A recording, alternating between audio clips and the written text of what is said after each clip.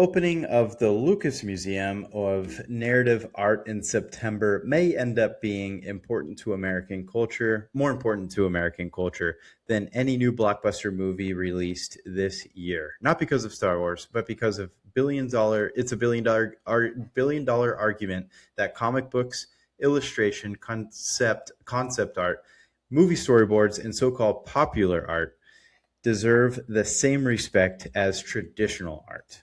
Yes, this is literally a platform for all of those things. We can discuss what Marvel's done, on another kind of Disney avenue, the art behind that, the comic books that really started it. You think of Star Wars. There's the main movies. There's TV shows that go along with it. And then there's of course, other books that you can read about it, and just thinking back to like the artistry that is within the movie making when it comes to Star Wars. Mentioned it here a couple weeks ago that my wife Jen got into watching Star Wars, and we were going through the episodes. She decided to start with episode 1 and kind of follow it chronologically, and we got into the later episodes that were filmed first back in, I believe, the late 60s, early 70s, and just looking at the film editing, how good the filming was back then was outrageous to kind of look back on. They were way ahead of their time with a lot of those movies. It's kind of a league of their own, and was, I'm sure, pretty groundbreaking for a lot of other movies, during that time and heading into the future with what they were able to make. So, it's really been a huge stepping stone for that. And, thinking back to like comic books, the illustrations, the concept art, the movie storyboards, even recently with Pixar, I saw a video of one of the lead animators of Toy Story, and he was showing his edits of, I believe, Woody and one of the scenes, and he was like pulling it all up on like a Macintosh computer from the early 90s, and just seeing what they went through each and every scene was insane. Just the click through, just to even get somebody, Woody, to like give a half smile. You're moving several buttons, programs in order to even get him to do that. And then to think that they're doing that for every single movement, and to make that movie as realistic as what it turned out, insane. It's jaw dropping. And it's absolutely insane to see the passion. We talk a lot about artists, and art is their passion, and it comes through on paper. A lot of people pay millions upon millions of dollars for certain types of art. And, a lot of it, they think beyond what is on the paper, and they think about like the emotion that went behind it. They think about trying to put themselves in the shoes of that artist and trying to picture, what kind of concept they were going for. And the way that I kind of relate that to, what I saw out of the lead animator for Toy Story with Woody, and those very small movements, is like, obviously that's an incredibly tedious process, but the only thing that I think would be driving him to continue on with that would just be passion. And I think that's what gets you through a lot of it. And that's how you kind of correlate, I feel like, a lot of, just pop art, that we saw all throughout history, Picasso, all the big names, and correlating that to everything from Pixar animation to Marvel comics to Star Wars, and the list goes on and on and on. John, so you're back. I really got into it. I think you're muted. You're muted. Sorry. But yeah, no, I really got into it, John. Basically correlated. I brought up the fact of, Toy Story in one of the Pixar filmmakers. And just to even get Woody to do a half smile, the amount of clicks and windows he had to pull up on like a early 90s Macintosh, outrageous. Yeah. So the drive and passion is kind of what carries them through it. Yeah, and I think that's what's so cool about this, because what it's bringing art now, art that people probably didn't consider that type of art, to reality. Like you mentioned, illustrators. What they do in illustration, people probably think it's easy. It's on a computer. It's not the same as Picasso painting the 60 chapels, all that. But it's like, no, it still takes as long that long. Some of these animated movies take years to make just to do Mm-hmm. the animation, and then it's the voice work. Star Wars, developing a a trilogy like that, and all the props, like it's insane. Comic books, people probably think making comic books is easy, but it's actually really hard. For work, an activity I used to do with kids that I used to work with. I don't. I do more supervising now, but one of the things is we created our own comic books, and like when I was doing that activity, like every now and then I would just get stuck because I was like, how do I just continue this comic? It's just so much thinking, critical thinking, and time. And I think what Lucas Museum of Art is going to be, it gives back to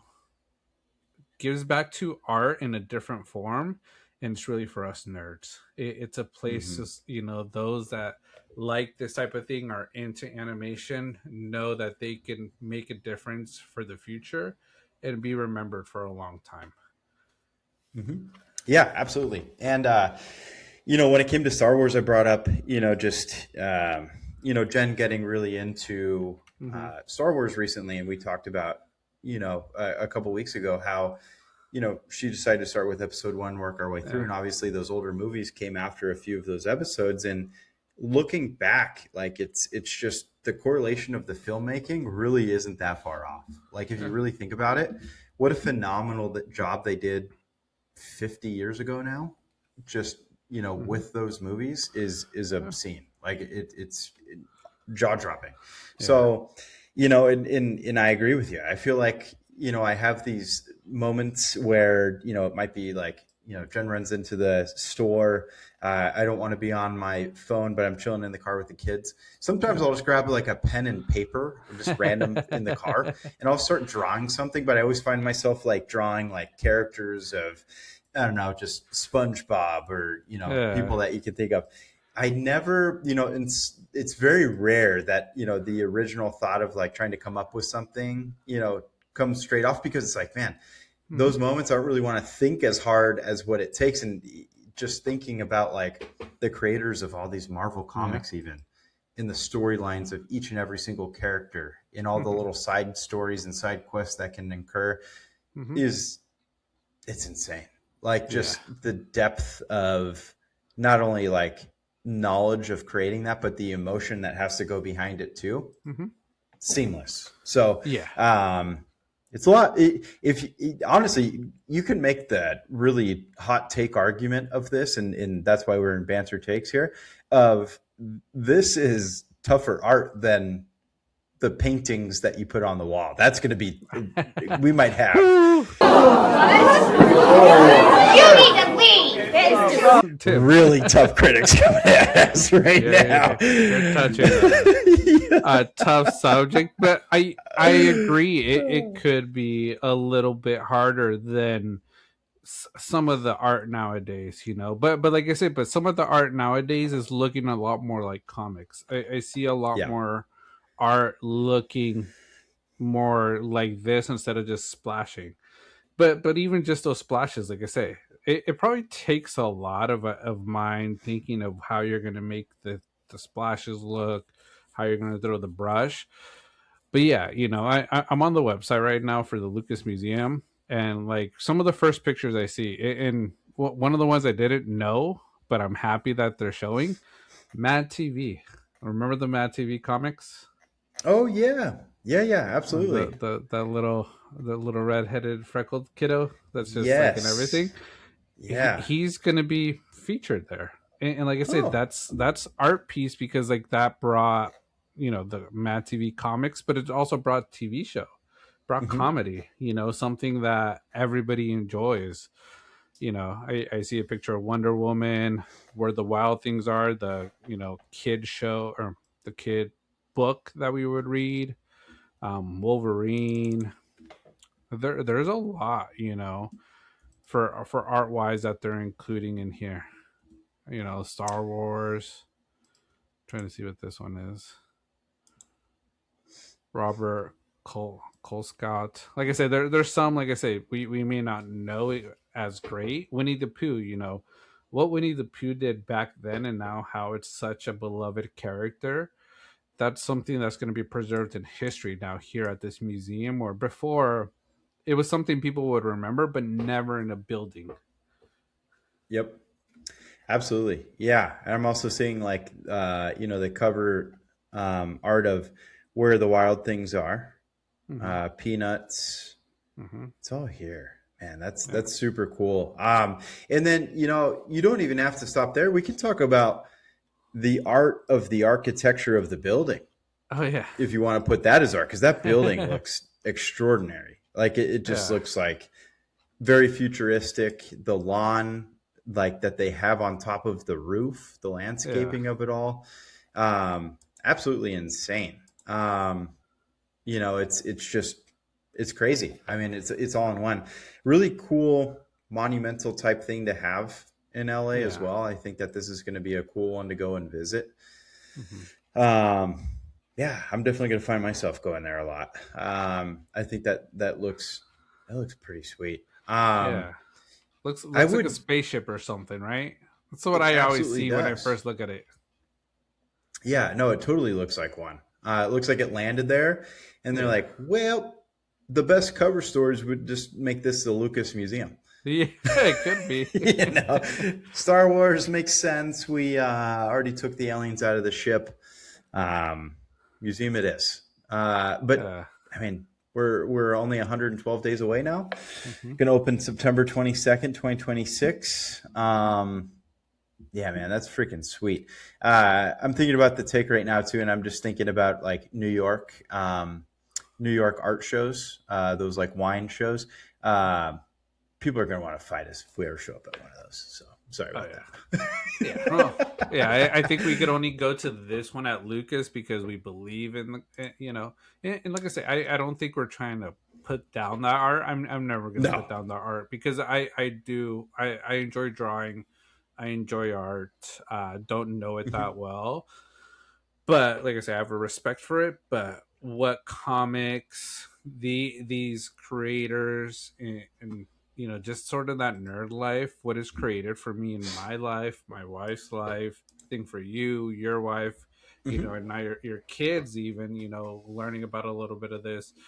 It's something that touches us a lot more because the Mona Lisa, there's only one of them, and if you Mhm. ever want to own a piece of that art, you got to pay millions, which the normal everyday Americans can't. But comic books we could get for 25 cents in comic Mhm. bins. The newspaper has all the peanuts, like little clip cutouts. Like it's a Yep. simple get, and that's something that it's going to be remembered for forever. Yeah, in that brings up another thing too. And in all jokes aside, I do appreciate art and what it is because it's provided so much in everybody's life, whether it's Mm-hmm. photography.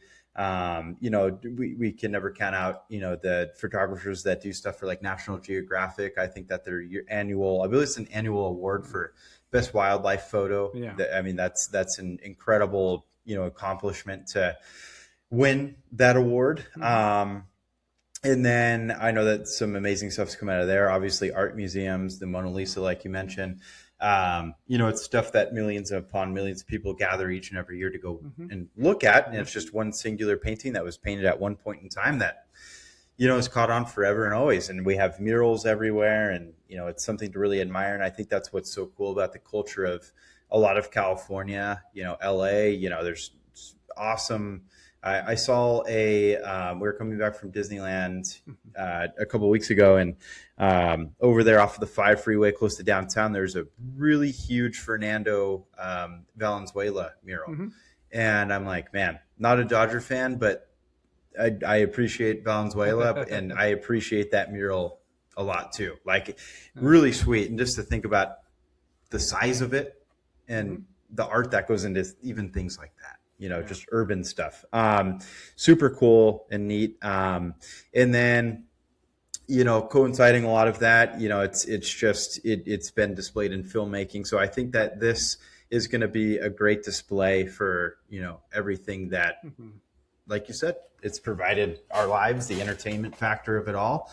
Yeah. And then another point I want to get through here real quick too, John, is even like people thrifting in the knowledge that if you have decent knowledge of art and you recognize some type of artist and stuff, like I'm sure we've all at this point seen that one show on PBS that it's those finds and those people bring them to those art shows and they don't know what they have, and they're like, yes, that really old button is actually $500,000 Yeah. and then they start like, they're like, wow, crying. I mean, I'd cry. I would too. And then I'll see on TikTok, because I like watching those types of shows or videos that people make. I came across a guy that he went to Goodwill and found a very famous painting recently by a very famous artist from Mexico. He's choosing, because he just loves the art, to display it in his house, but I guess on resale it's six figures. And it's like, dude, and you found that at Goodwill for a few bucks. It's like, not everybody knows what they're giving away. Yeah. You don't know what you have your hands on. And I think that's where it would be really cool to kind of learn more about the art. And we see it each and every day more than we know. So Yeah. it's awesome. No, yeah, it's awesome. Like I say, art. Like I say, it's not something we're ever gonna put down. I think we made that comment because it is just as hard as other art, and maybe even harder. Because like I say, with animation, if you don't know how to use a computer, you're not going to be able to do it. But same thing with art. If you're not good at the strokes, you're not going to be good at it. And the Mona Lisa will come out looking like a stick figure if I try to do it. Even though I consider myself Likewise. a decent artist and could do decent art, but yeah, with what you're sharing, like those finds. I saw a video a while ago, and it was in New York, and this guy, it was an old man selling art on the street, and it was Banksy art. So if you know Banksy, uh, Sounds familiar. yeah, big artist, like he does a lot of the like it looks like graffiti art. Oh, and he goes all over the world, right? Yeah, He'll do like buildings, right? Yeah, he'll do buildings. Wow. He's gone into like museums, done it, put his art there. I think one iconic one, the little girl with the heart balloon holding that. So, but this guy was selling Banksy art, and when you're walking down in New York and you're just seeing those street vendors, you think, oh, it's all replicas, it's all fake.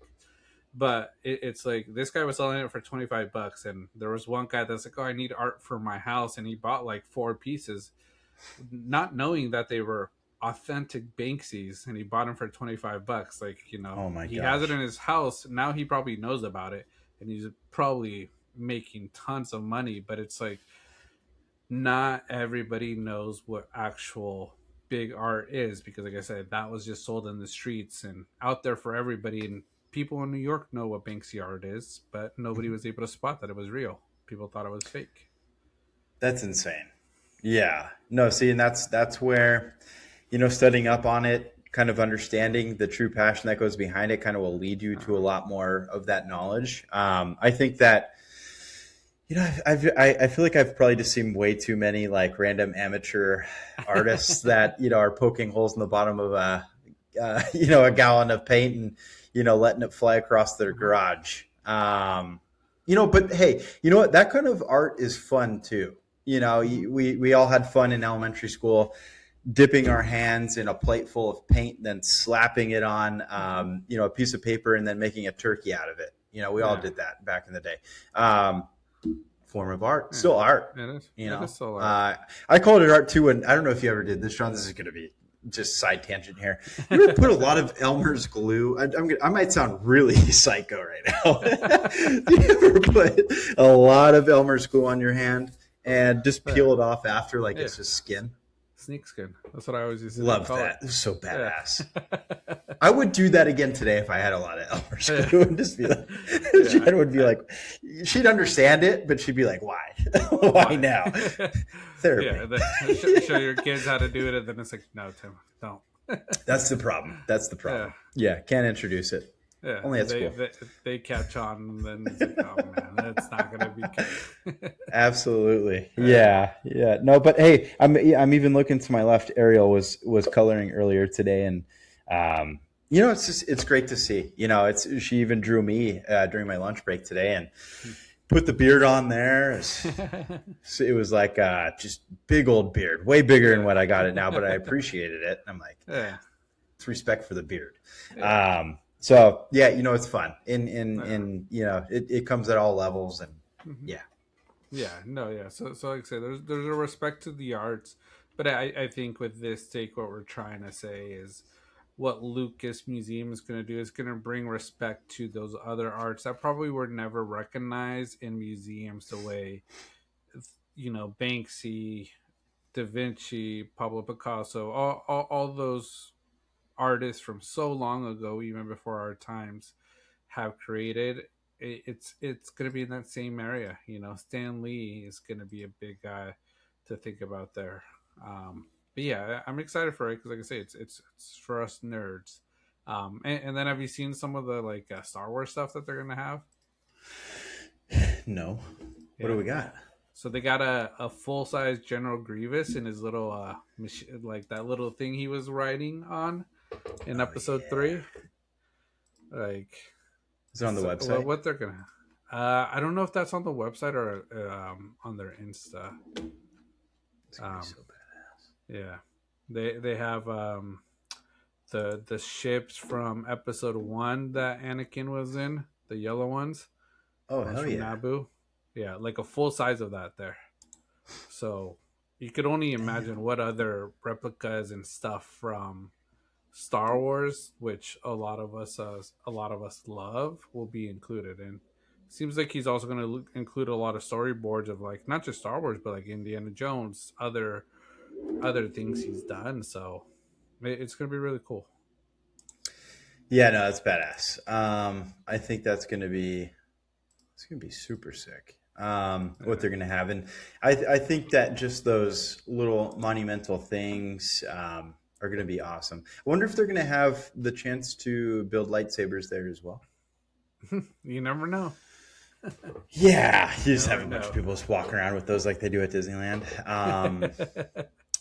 Yeah, it'd be super sick. And even just some of those small things that they have with Star Wars. They have small little collectibles these days. Jen's kind of gotten into that. They're called what are they called? They're like some type of wristband where those snaps where you snap it on your wrist and it cuffs. Oh, it's a cuff. It's a wrist cuff. Okay. Yeah. And they have different ones, and I guess they're hard to find, but Jen was able to find 9 of them the other day. Not for resale, just general collecting, everybody. We're not scalpers. Can't deal with scalpers. But there's a Darth Maul one. There's Obi-Wan that she got. Nice. It's awesome. And cool. It just opens up more and more, I feel to things like that. And those are fun things that you can introduce your kiddos and, and they're wearing them around the house all the time now. So fun stuff. Yeah. Yeah, that's the Lucas Museum of Art. Let's see how it goes. Opening up September, so we're getting closer. You got to take a time to go vlog it, go show a little bit of it. Absolutely, yeah. No, we need to take a banter trip over there.